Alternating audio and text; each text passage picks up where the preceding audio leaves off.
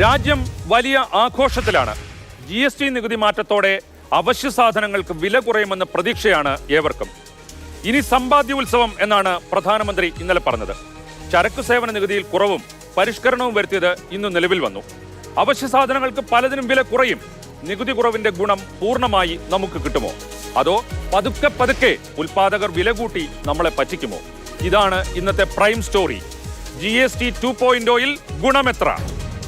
നിലവിൽ നികുതി സ്ലാബുകൾ 5 എണ്ണം ഉണ്ടായിരുന്നു. 5, 12, 18, 28, 40 എന്നിങ്ങനെയായിരുന്നു നികുതി നിരക്ക്. ഇതിൽ 2 സ്ലാബുകൾ ഒഴിവാക്കി.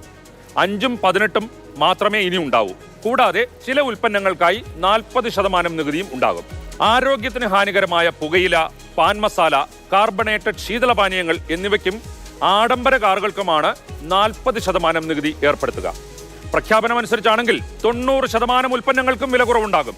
വീട്ടിലാവശ്യമായ സോപ്പ്, പേസ്റ്റ്, ബ്രഷ് എന്നിങ്ങനെയുള്ള നിത്യോപയോഗ സാധനങ്ങൾക്ക് 12ഉം 18% നികുതി ഉണ്ടായിരുന്നു. ഇനി അത് 5% മാത്രമേ ഉണ്ടാകൂ.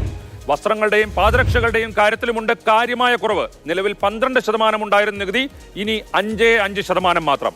മരുന്നിന്റെ വിലയുടെ കാര്യത്തിലും ആശ്വാസമുണ്ട്. നിലവിൽ 12% GST നികുതി ഈടാക്കിയിരുന്നത്. ഇതിൽ മാറ്റം വരുത്തി ചില മരുന്നുകളെ നികുതിയിൽ നിന്ന് ഒഴിവാക്കി. ചില മരുന്നുകൾക്ക് 5% മാത്രമായിരിക്കും നികുതി. സാധാരണക്കാർ ഉപയോഗിക്കുന്ന 1500 cc വരെയുള്ള ചെറുകാറുകൾക്ക് 70,000 രൂപയുടെ വരെ കുറവുണ്ടാകാമെന്നാണ് കരുതുന്നത്. ബൈക്കുകളുടെയും സ്കൂട്ടറുകളുടെയും കാര്യത്തിലും വില കുറയും. 350 cc വരെയുള്ള ഇരുചക്ര വാഹനങ്ങൾക്ക് 8,000 രൂപ വരെ കുറവുണ്ടാകും.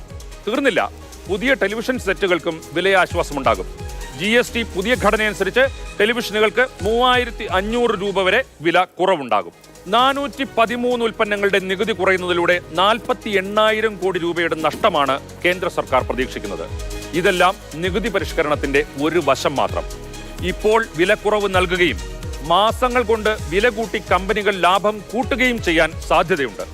ഇതിനെതിരെ ശക്തമായ നിരീക്ഷണ സംവിധാനമുണ്ടാകണം. അതായത് നികുതി കുറച്ചതിന്റെ ആനുകൂല്യം യഥാർത്ഥ ഗുണഭോക്താക്കൾക്ക് തന്നെ കിട്ടണമെന്ന് നിർബന്ധം പിടിക്കണം. അതിനുവേണ്ട കർശന നടപടി ഉണ്ടാകണം. ഇവിടെയും തീരുന്നില്ല പ്രശ്നം. നമ്മുടെ സംസ്ഥാന സർക്കാരിനുണ്ടാകുന്ന വരുമാന നഷ്ടം അതിഭീമമാണ്. ഉപഭോക്തൃ സംസ്ഥാനമായ കേരളത്തിൽ വിൽക്കുന്ന സാധനങ്ങളുടെ നികുതിയിൽ കുറവ് വരുമ്പോൾ അത് നമ്മുടെ നികുതി വരുമാനത്തെ കാര്യമായി ബാധിക്കും. 10,000 കോടി രൂപയുടെ വരെ വരുമാന നഷ്ടം ഉണ്ടാകാമെന്നാണ് കണക്കാക്കിയിരിക്കുന്നത്. അതായത് കിട്ടിക്കൊണ്ടിരിക്കുന്ന 30,000-ലധികം കോടിയുടെ 1/3 നഷ്ടം. ഇതിന് നഷ്ടപരിഹാരം വേണമെന്ന് സംസ്ഥാന സർക്കാർ ആവശ്യപ്പെട്ടിട്ടുണ്ട്. ധനമന്ത്രി KN ബാലഗോപാൽ ഇക്കാര്യം മാതൃഭൂമി ന്യൂസിനോട് പറഞ്ഞു. GST കൗൺസിൽ ഇത് ആലോചിക്കുമ്പോൾ വാസ്തവത്തിൽ ഞങ്ങൾ കേരളം അടക്കമുള്ള എല്ലാ സംസ്ഥാനങ്ങളും വില കുറവ് ഇപ്പോൾ പ്രഖ്യാപിച്ചു. അതിനെ ഞങ്ങൾ പിന്തുണയ്ക്കുന്നു. അത് വില കുറച്ച് കിട്ടണമെന്നുള്ള കാര്യം ഉറപ്പാക്കണമെന്നുള്ള കാര്യം പറഞ്ഞു. സാധാരണഗതി വില കുറയ്ക്കുമ്പോൾ ഈ കമ്പനിക്കാർ അതിൻ്റെ ബെനിഫിറ്റ് എടുക്കും, കൺസ്യൂമേഴ്സിലേക്ക് ഇത് പകരില്ല. പ്രത്യേകിച്ചും ആദ്യത്തെ 2-3 മാസം കഴിയുമ്പോഴത്തേക്ക് കമ്പനികൾ അവരുടെ വില കൂട്ടും. ഇതുണ്ടാവാതെ ശ്രദ്ധിക്കണമെന്ന് ഞങ്ങൾ ആവശ്യപ്പെട്ടിട്ടുണ്ട്. സംസ്ഥാനങ്ങളാകെ ഒരു സാമ്പത്തിക പ്രതിസന്ധിയിലേക്ക് വരുന്ന അവസ്ഥയുണ്ട്. ഇത് പരിഹരിക്കണമെന്നുള്ള ചർച്ച വന്നിട്ടുണ്ട്. ഈ ലോട്ടറിയുടെ വില കൂട്ടുന്നതിനെ പറ്റി ഒരു ചർച്ച നടത്തിയിരുന്നു. പക്ഷേ ലോട്ടറി വില കൂട്ടണ്ടെന്നാണ് ആലോചിച്ചത്. അകത്ത് തന്നെ ടാക്സ് അഡ്ജസ്റ്റ് ചെയ്ത് ചില ഇന്റേണൽ ആയിട്ടുള്ള GST വരുമാനത്തിൽ 1/3 നഷ്ടം വന്നാൽ സംസ്ഥാന സർക്കാർ എന്തു ചെയ്യും? നഷ്ടപരിഹാരം കിട്ടിയില്ലെങ്കിൽ നമ്മൾ പ്രതിസന്ധിയിലാവില്ലേ? ഇതാണ് ഇന്നത്തെ പ്രൈം എഡിറ്റോറിയൽ. GST ഇളവ് നമ്മുടെ ഖജനാവിനെ ശ്വാസം മുട്ടിക്കുമോ? കേന്ദ്ര സർക്കാർ പ്രഖ്യാപിച്ച GST ഇളവിലൂടെ ഉപഭോക്താക്കൾക്ക് വിലക്കുറവിന്റെ ആനുകൂല്യം കിട്ടും. നല്ല കാര്യം. അത് പറ്റില്ലെന്ന് പറയാൻ കേരളത്തിനെന്നല്ല ഒരു സംസ്ഥാന സർക്കാരിനും കഴിയില്ല. പക്ഷേ ഉപഭോക്തൃ സംസ്ഥാനമായ കേരളത്തിന് GST ഇനത്തിൽ കിട്ടിയിരുന്ന വരുമാനത്തിൽ കുറവ് വരുമ്പോൾ അതിനെന്താണ് പരിഹാരം? നഷ്ടപരിഹാരം കേന്ദ്രം നൽകണം. അതുണ്ടായില്ലെങ്കിൽ ഈ പ്രതിസന്ധിയെ എങ്ങനെ നേരിടും എന്നതാണ് പ്രശ്നം. സംസ്ഥാനത്തിന് കിട്ടുന്ന വരുമാനത്തിൽ നിന്നാണ് നാട്ടിലെ വികസന പ്രവർത്തനങ്ങൾ നടക്കേണ്ടത്. ആശുപത്രികൾക്കും വിദ്യാഭ്യാസത്തിനും പണം മുടക്കേണ്ടത്. ശമ്പളത്തിനും പെൻഷനും മറ്റു ക്ഷേമ പ്രവർത്തനത്തിനും ആവശ്യമായ പൈസയും വേറെ എവിടെ നിന്നും കിട്ടില്ല. വില കുറയുമ്പോൾ കൂടുതൽ കച്ചവടം നടക്കുമെന്ന വാദം ഉന്നയിക്കുന്നവരുണ്ട്. അങ്ങനെ നികുതി വരുമാനം കൂടുമെന്നും. പക്ഷേ കേരളം പോലെ ഏതാണ്ട് നഗര സ്വഭാവമുള്ള സംസ്ഥാനത്ത് അതിൽ വലിയ പ്രതീക്ഷ വെക്കുന്നതിൽ കാര്യമില്ല എന്ന മറുവാദവുമുണ്ട്.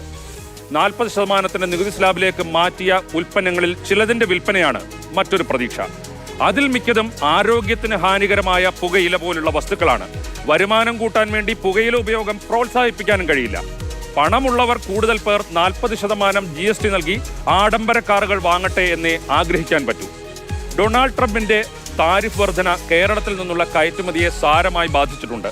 അതിനു പുറമെയാണ് GST പരിഷ്കരണം വഴിയുള്ള നഷ്ടം. 2 വഴികളാണ് സംസ്ഥാനത്തിന് മുന്നിലുള്ളത്. ഒന്ന്, എല്ലാം ഞങ്ങൾ തീരുമാനിക്കും എന്ന മനസ്സ് മാറ്റി സംസ്ഥാനങ്ങൾക്ക് നഷ്ടപരിഹാരം നൽകാൻ കേന്ദ്രം തയ്യാറാകണം.